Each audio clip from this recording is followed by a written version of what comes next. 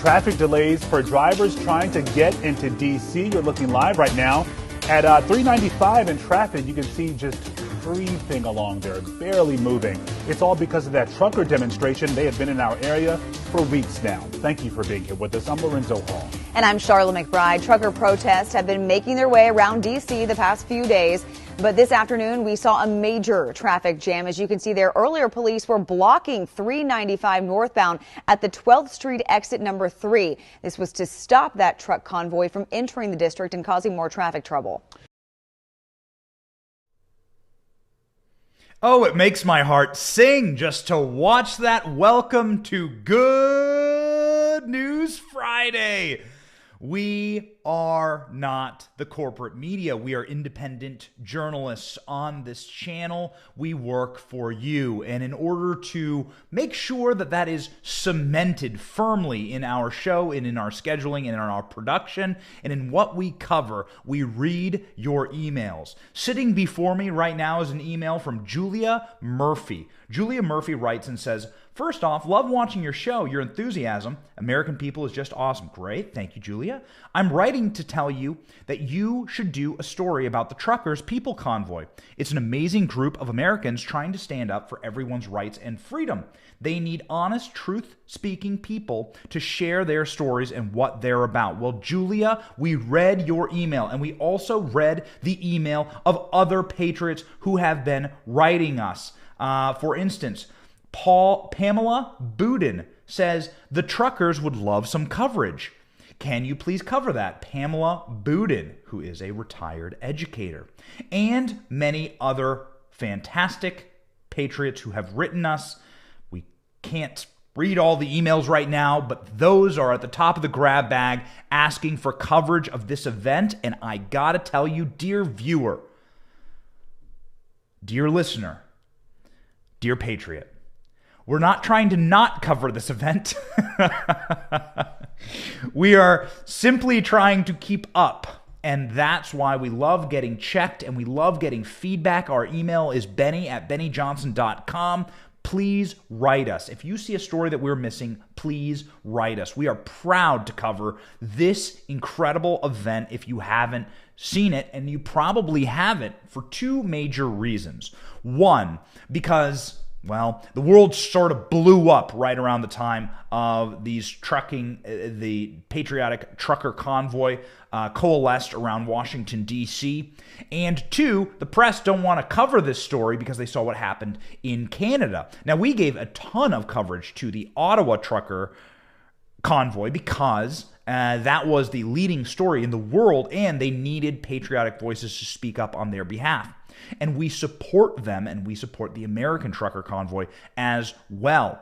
Now, here's what I think is very interesting. As soon as the trucker convoy announced that they were going to be making a convoy to go to D.C., well, what happened? State after state after state that had tyrannical, authoritarian COVID mandates began to repeal or rip those mandates down altogether. States like California, New Jersey, New York, some of the greatest states taken over by the branch COVIDians, which is what we call the people who see COVID as a religion in order to assume power unto themselves, they started dropping their mandates. They essentially admitted defeat. They admitted that Ron DeSantis was right, that Florida was right, that you, the American people who wanted freedom and wanted to live free in the USA, that you were right. And so the story began to wane, and so we paid a little less attention to it. This morning on Good News Friday, we're going to give you the good news and the updates on the truckers. So ladies and gentlemen, honk honk, let's get started. So what's been happening right now is that truckers have been encircling Washington, D.C. How it happens is that the truckers park their trucks on a large lot in Maryland. As we understand it, it is a large racing track. They park their trucks there, and then they travel around Washington, D.C. at the lowest minimum speed limit in mile-long convoys. Now, as somebody who's lived in Washington, D.C., allow me to illuminate for you precisely how incompetent, bloated, and blocked up, stuffed up the Washington, D.C. government and Beltway is. The Washington, D.C. Beltway is like Elvis's clogged arteries, man. It is a killer. You can't travel anywhere during rush hour. You can't travel anywhere during 2 a.m. I would fly into Washington, D.C. I lived in D.C. for almost 15 years. You would fly in a red eye. You'd get out of the airport. You'd try and drive into D.C. and there'd be wall-to-wall traffic. Now, why is that? Well, it's because D.C. is incompetent. D.C. doesn't care about the people who live in it. They don't care about regular Americans. They don't care about you. They don't care about the amount of people needing to travel. It's amazing. I've become friends with a guy who does roads down here in Florida. His job is to be part of the Florida DMV and design roads. And they design roads for the capacities that they think Florida will have 10 years from now. So they build the roads now that they think will be needed 10 years from now so that there's no humongous problems. Now, is this a perfect system? No, but it actually shows foresight and that these people want to care for those who they serve. That's the point of government. The point of government is to provide services and security for the people who you are governing in the short period of time you get to govern based on us choosing you to govern us. And of course, we can recall you or rip you out of office at any time if you lose that site.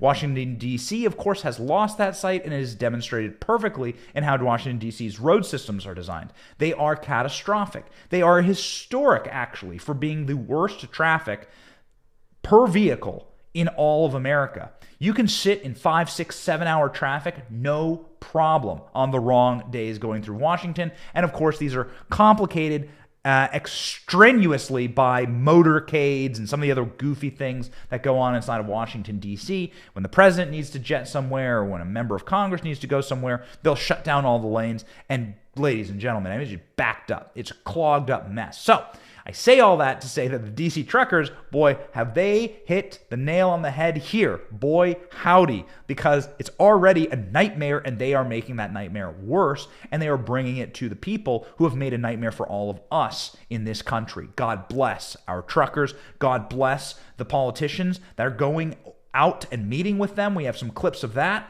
But most importantly, we have clips of our tyrannical government enforcement agents attempting to shut down freedom. Now, this is what the truckers are protesting over, right? This is what the protest is about.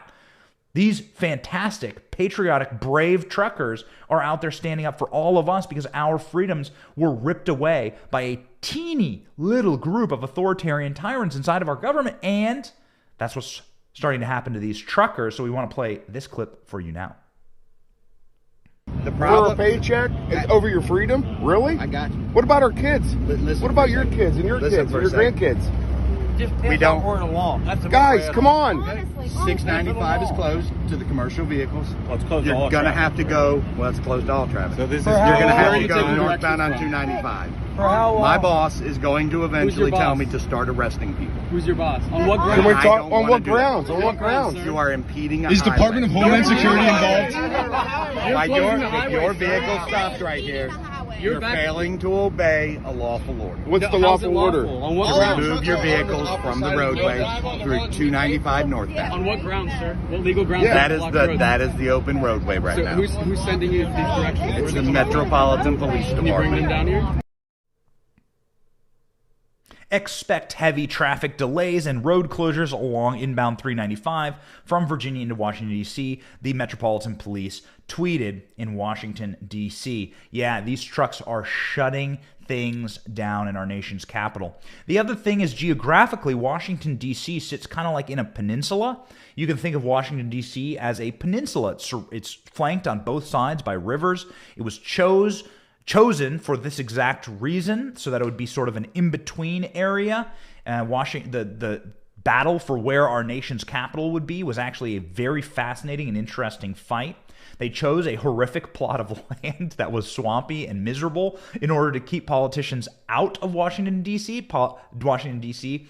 was a backwater, was a literal swamp, and still remains so to this day. They had to dredge up swamps in order to create Washington. The point is that you have to take bridges in order to get into D.C. Those bridges are often very clogged with traffic. As I recently enumerated to you, you can never find a time when those bridges are not utterly, like, just absolutely packed with cars. And so if you add a mile or 2 mile or 4 miles worth of patriot, brave truckers who love their country and love their freedom and fight for America going the minimum speed down those bridges, man, you are going to have a bad time. You're not going to be able to get around anywhere. Senator Ted Cruz rode with those truckers. Many wonderful members of Congress have met with the truckers. I believe Marjorie Taylor Greene, Rick Scott, Rob Portman. Ted Cruz, however, probably the most famous politician by name recognition to meet with them. And this is how that went down. Check it out.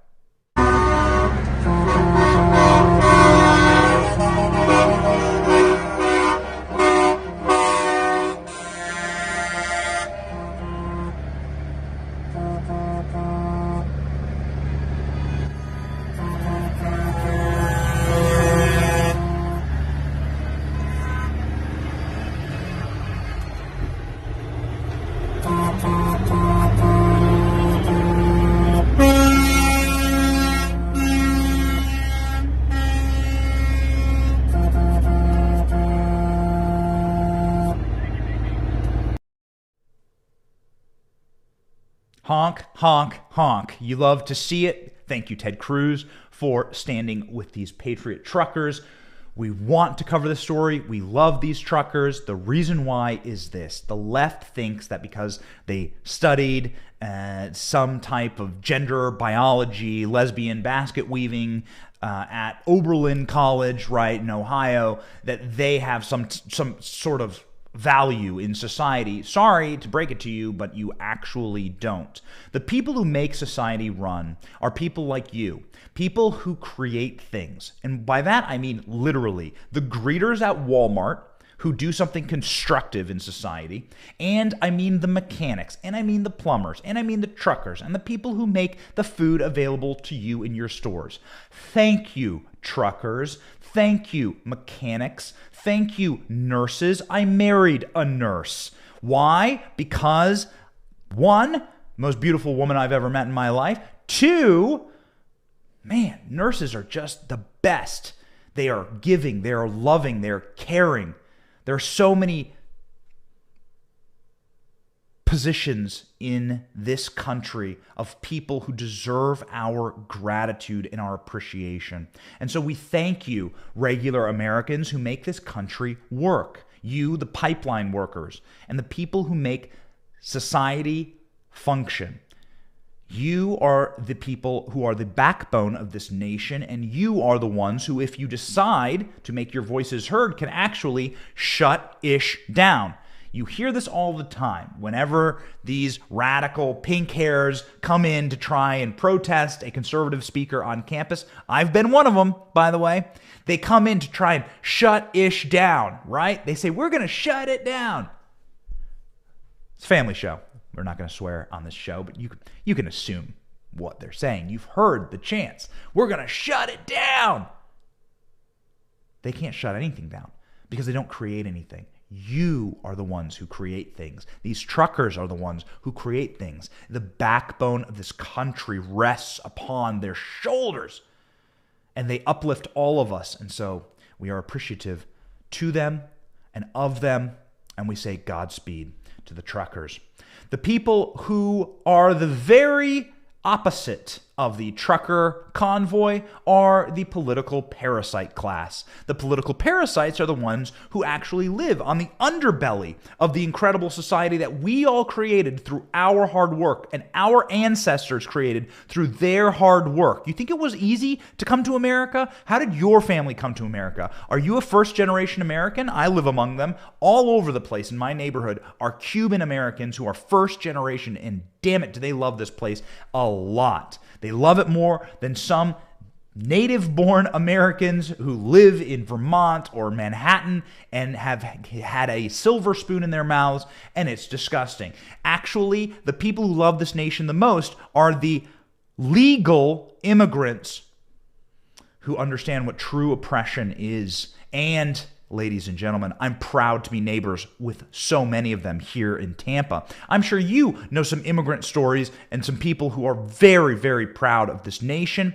The people who abuse and hate this nation the most are, quite frankly, the ones who have been in power the longest. That's right, because it corrupts your soul, because you lose what it was all about in the first place. And Hunter Biden is the sad and pathetic story of exactly that. Well, now we know, dear viewer, that according to the New York Times, so now we can finally talk about it without a fact check, the Hunter Biden email computer from computer repair shop in Delaware has been authenticated. We, of course, knew that. If you watched Fox News or Newsmax or my show or listened to the right people, you would know this, but there are a lot of people who live inside of a permanent psyop as it pertains to Hunter Biden, and they get told nothing but pablum, paranoid falsities day and night.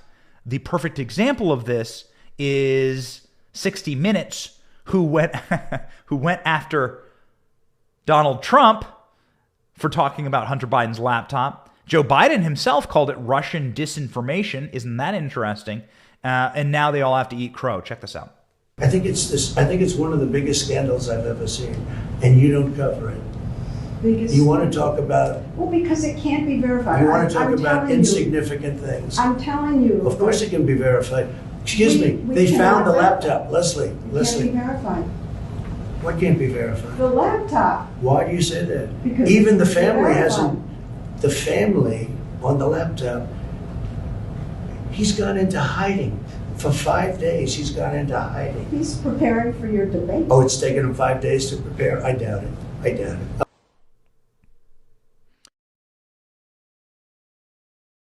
Amount of credit for getting this story right. The New York Post got this story right, ladies and gentlemen.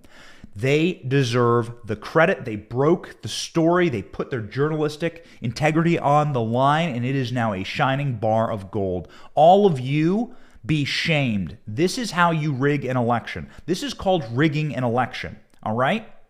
When you knowingly stop the public from seeing true information and then voting. What do we want? We want you to be informed. We don't want to tell you what to do or how to vote. We want you to know the facts and the information and then vote the way that your heart tells you to vote, the way that your brain tells you to vote.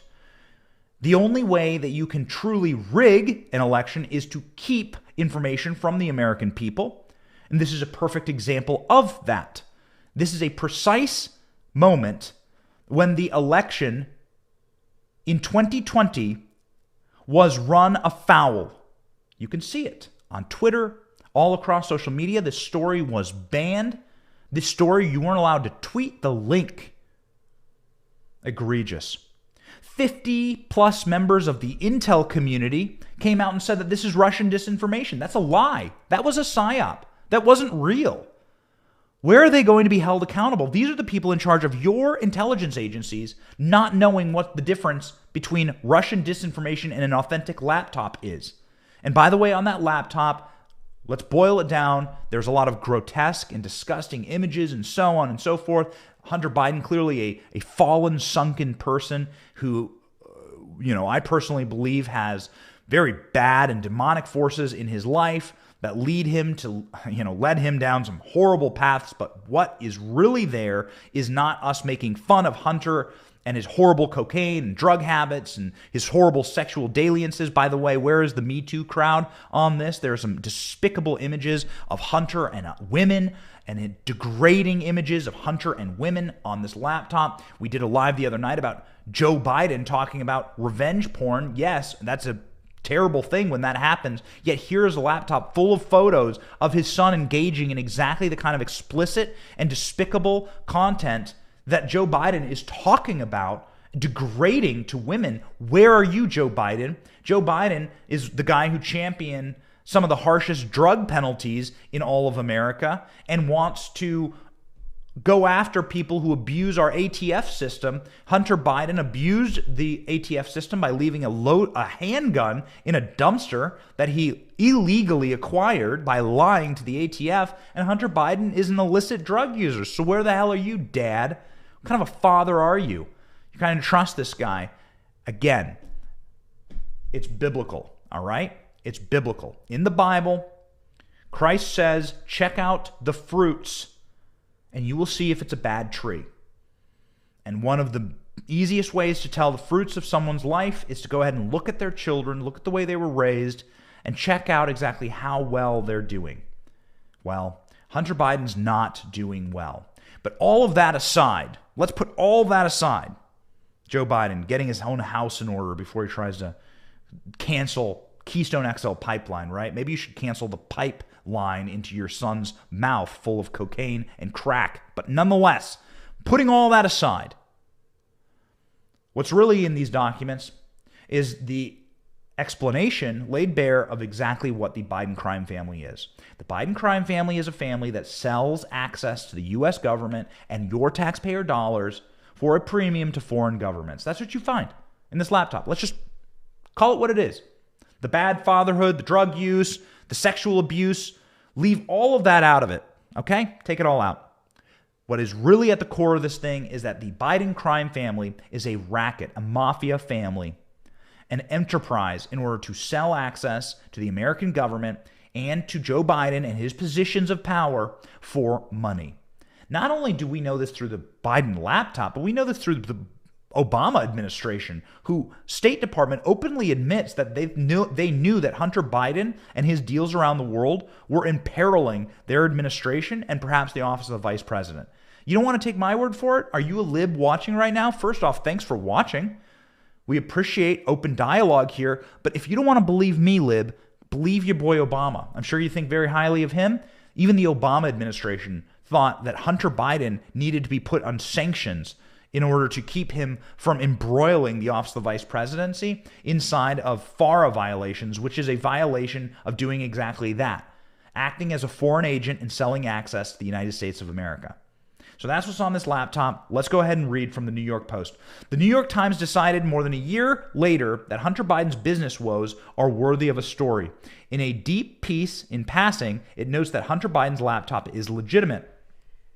Now quoting, people familiar with the investigation said prosecutors have examined emails between Biden and Archer and other Burisma and foreign business activity, the Times writes. Those emails were obtained by the New York Times from a cache of files that appears to have come from the laptop abandoned by Mr. Biden at a Delaware repair shop. The emails and others have a cache, were authenticated by people familiar with them and with the investigation. The New York Times has authenticated, you don't say. You mean when the newspaper actually does reporting on a topic that it doesn't just try to whitewash the coverage for Joe Biden, its preferred political candidate, and with which it operates as a mouthpiece for, it discovers actual truth.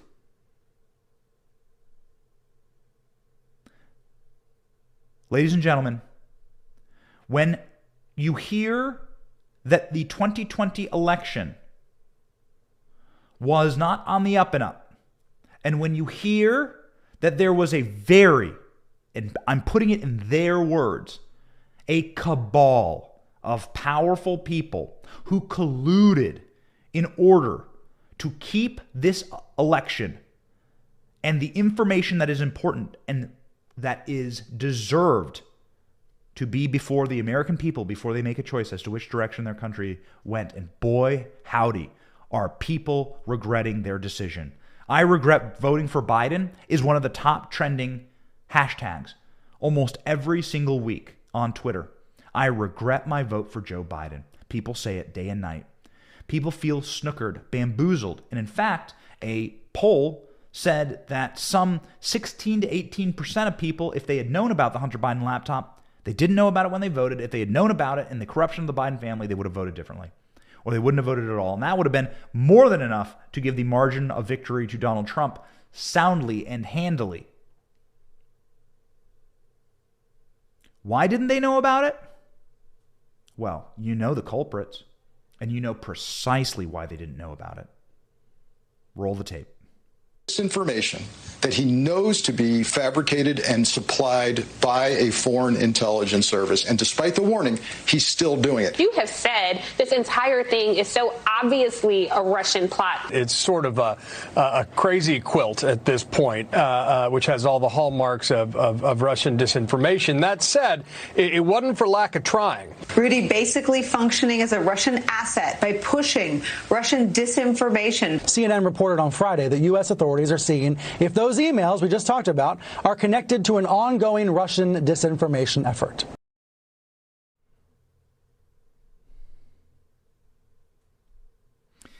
Ladies and gentlemen, when Donald Trump says the press are the enemy of the American people, this is what he means.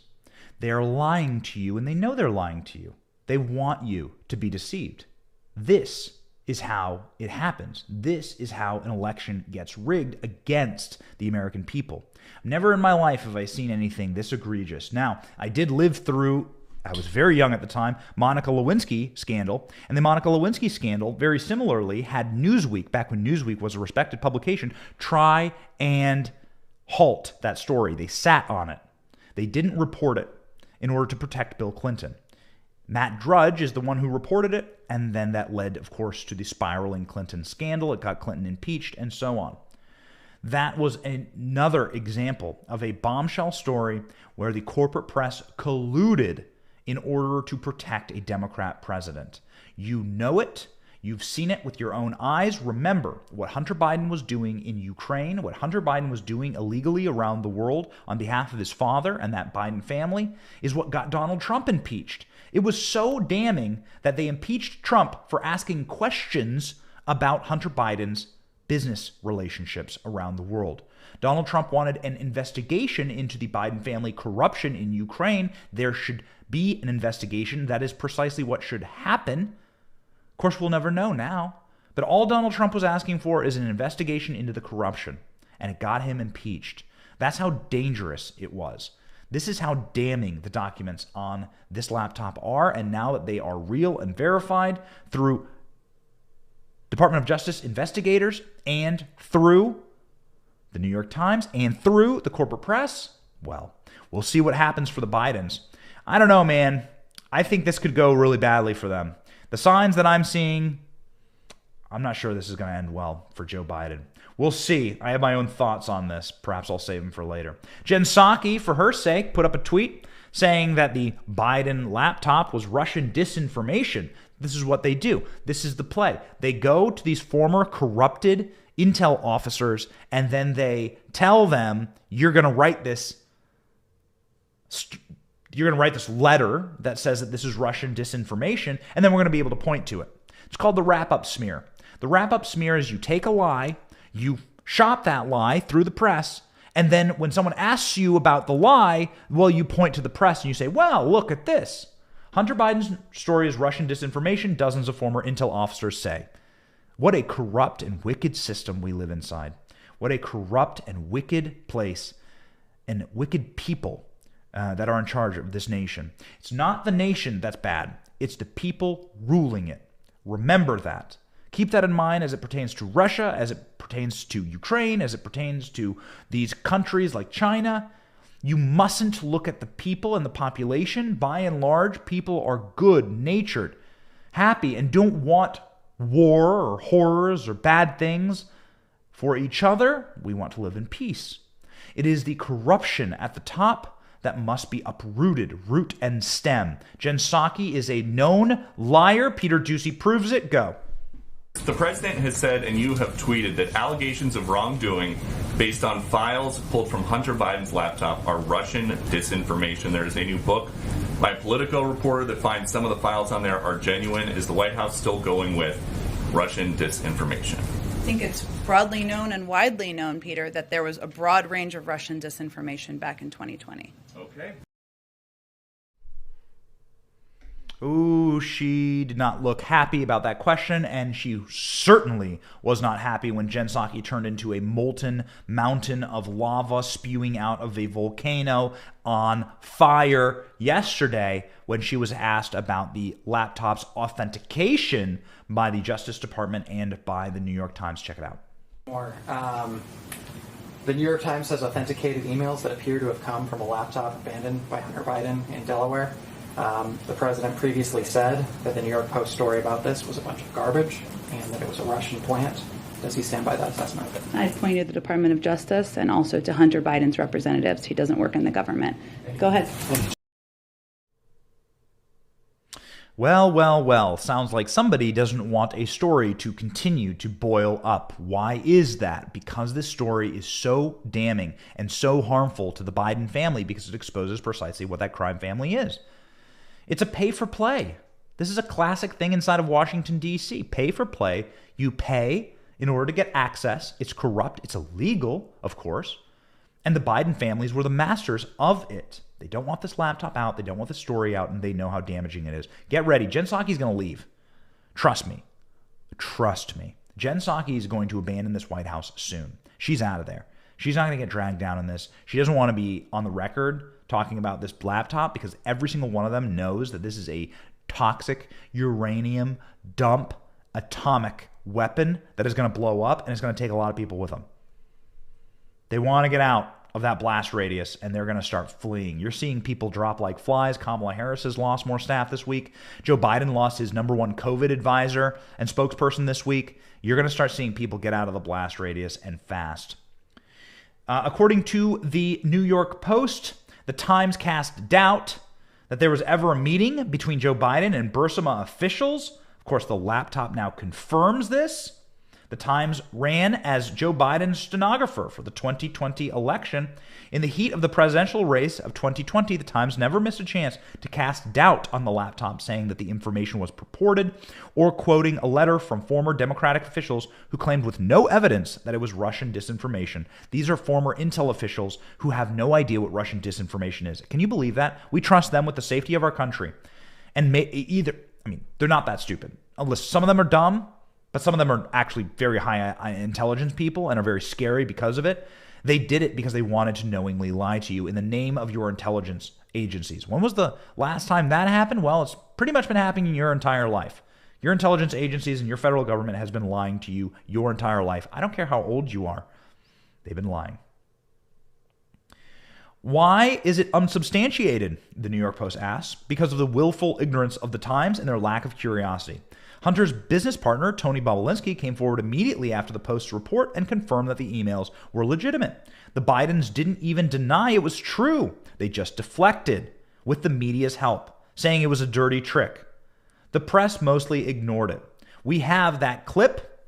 Guys, I'm going to go a little out of order here. We have that clip, a Biden throwback to Joe Biden saying that this is Russian disinformation, lying to the American people. He'll probably get impeached for this. Can we play the clip?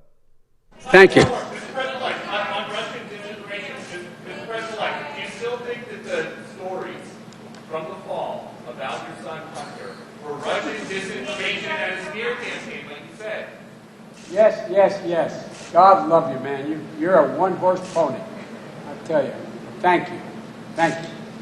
I promise you, my Justice Department will be totally on its own, making its judgments about how they should proceed. Thank you. So, how do you know when Joe Biden's nervous about something? When he starts to ramble and babble incoherently. I mean, that happens a lot these days, but there you heard him being asked by Peter Doocy, who's done God's work, quite frankly. Let's give a round of applause to Peter Doocy, one of the very few actual journalists left in Washington, D.C., who are not stenographers, bootlickers, and butt kissers for the DNC. Guys, just call it quits. Hang up your press badges and go work for the Democratic National Convention. Please. Or CNN, they're the same things. Peter Doocy asked Joe Biden, hey, you still think this is Russian disinformation? Biden says, yeah. That was during the transition between administrations. And then Joe Biden clumsily and stupidly and nervously says that Peter Doocy is a one-horse pony. Not quite sure what that means. Maybe he could call him a lying dog-faced pony soldier. What does this mean? We're not sure. We don't speak Biden. But we do know that the normal word for that would be the normal phraseology would be a one-trick pony. And Joe Biden's brain snaps ever more. The New York Post deserves to dance on the grave of this story. They were right. They were assailed for being right. They were attacked for being right. And now the Times story verified the authenticity of the laptop. It tells us something else, that Hunter Biden was being investigated by the Department of Justice for foreign lobbying violations. That's right. Here my team is telling me that a one-trick pony, not one-horse pony. And what does a one-horse pony mean? Apparently this was written up at the time, and Yeah, it's just Joe Biden's brain snapping and spiraling ever more into the darkness. The DOJ is investigating Hunter Biden, and the lawyers involved legally with Hunter Biden believe that he will be indicted. That's right. Hunter Biden may not be a free man for very much longer. Let's read the report from the Washington Examiner. The Justice Department is investigating Hunter Biden for foreign lobbying violations related to overseas business dealings, likely in places like China, Ukraine, and Kazakhstan. Oh, interesting. Well, dear sir, what countries happen to be at the forefront of all of our national conversations right now? China, Ukraine, Kazakhstan, not so much unless you're a huge Borat fan, but I digress. In addition to scrutinizing his taxes, this according to a new report, Delaware U.S. Attorney David Weiss is known to be leading the federal investigation into Joe Biden's adult son, who denies wrongdoing. The New York Times reported Wednesday that the investigation, which began as a tax inquiry during the Obama administration, has widened in 2018 to encompass possible criminal violations in tax laws, foreign lobbying, money laundering rules, according to people familiar with the inquiry. Well, this is very interesting because Hunter Biden received a $3.5 million payment from the wife of the mayor of Moscow. Now, why exactly would a Russian oligarch, with the direction, clearly, of Vladimir Putin, because that kind of money doesn't move around inside of Russia without Putin say so, why is Putin paying off Biden's son? Let's start asking the questions. We're just asking questions here. We'd love the answers to that. Please let us know if you have the answers. Our email is benny@bennyjohnson.com.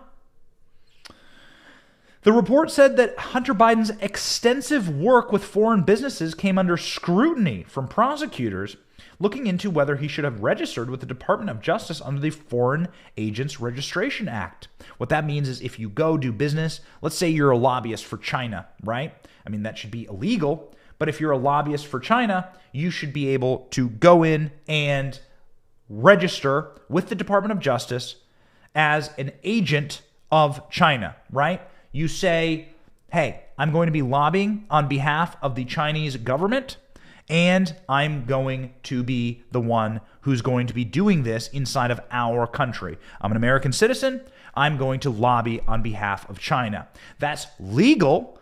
It may be unethical. It may scar you forever if you want to run for politics or if you want to be taken seriously. You don't want to be seen as a hack or a shill for corrupt nations like Hunter Biden is. But ladies and gentlemen, again, I digress. It's still legal. You have to register. You have to state to our Justice Department that you're working on behalf of a foreign nation when that happens.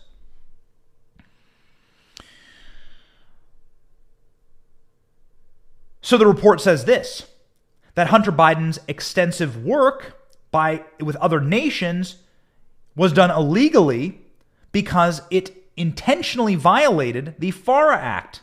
The outlet reported that prosecutors have discussed approaching potential FARA violations as a civil matter, which will require Mr. Biden to register retroactively as a foreign agent, but may avoid criminal charges. We'll see. Iowa Republican Chuck Grassley pressed the Justice Department in November 2020 during the tail end of the Trump administration to review whether President Biden's brother James and his son Hunter should have been required to register as foreign agents. We'll see. But a lawyer who is currently involved with the Hunter Biden legal case as it pertains to Hunter Biden's illegitimate children says that he expects Biden to be indicted. That's what Clint Lannister says, who represents the stripper who Hunter Biden has an illegitimate child with.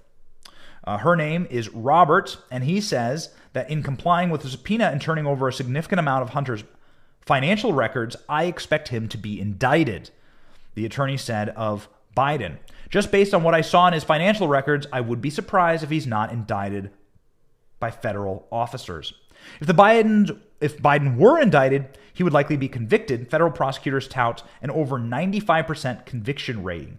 The Daily Mail exclusively reported that Roberts had testified before a federal grand jury in February for Biden's alleged tax crimes. Yikes. Roberts, who's the name of the stripper that Biden, 52, conceived a daughter with, the daughter's name is Navy Joan, together in 2018. Biden refused to acknowledge that his youngest daughter exists. That's Joe Biden, by the way. Joe Biden often talks about the number of grandchildren that he has. He always leaves out this this proven illegitimate grandchild. Very sad. Even after DNA evidence that he provided, Hunter claims that he did not have enough money to pay for child support. What a scumbag. An Alaska judge ordered him to produce financial records, and he settled out of court. So, Joe Biden, Hunter Biden, scum. That is what's been proven in this sordid case. All of this has proven demonstrably and empirically that the Biden family is a criminal enterprise, that they are absolute scumbags. These are not nice, genuflecting, old grandpa Werther's Originals dentures man. This guy is legitimately the head of a crime family. And that crime family's job was to sell you out, to sell out the American people, and to sell out this nation.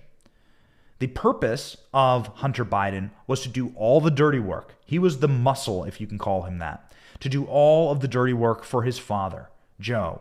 And in those emails, and Tony Bobulinski confirms this, who was the financial advisor and business operator of the Biden crime family. In those exchanges, Joe Biden gets 10% of everything.